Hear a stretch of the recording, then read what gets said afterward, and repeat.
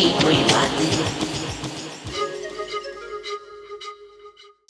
guess I see India as the motherland, where we all have some sort of grassroots or link to it. And then Indianness as a way of identifying one's identity or part of one's identity. Endless possibility of opportunities depending on how it's utilized. I've been using an app for Headspace.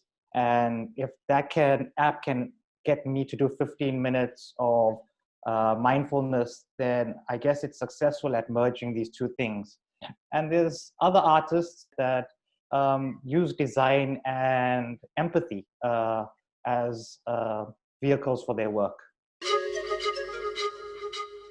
I guess for myself at Culture Shop, it's young artists coming up with new work, or design which doesn't need much explaining when it's simple, even though it takes a lot of work to get that clarity in design form.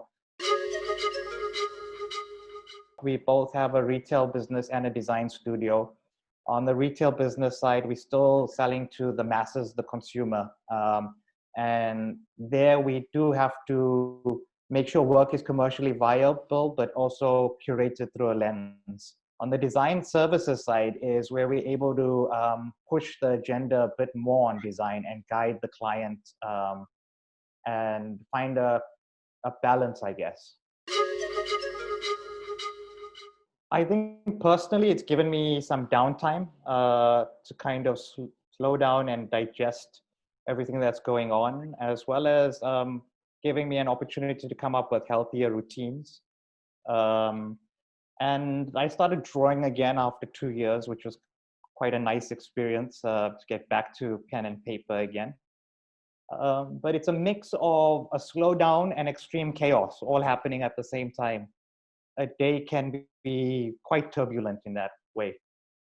On the flip side, in terms of the art and design we curate, it's been incredible to see an upsurge in the quality of work and designers now thinking more about communication than aesthetic. And I'm really excited to see this new work coming to Culture Shop in the next coming weeks. This year, we're looking at art and design with social impact. Recently in India, we had the anti-CAA movement, rights across different causes, and now coronavirus communications, showing how Indian designers are approaching these topics and creating, I guess, design for change and design for impact. Again, we're pretty hardcore on our curation criteria. We try and move that dialogue forward. We see our art department and curation team as guiding that, and we try to educate and show new perspectives, because we have an infinite pool of talent, and all of them have unique stories to add to these things that might be one-dimensional in a stereotypical sense, but once given more depth, you can see a wider conversation.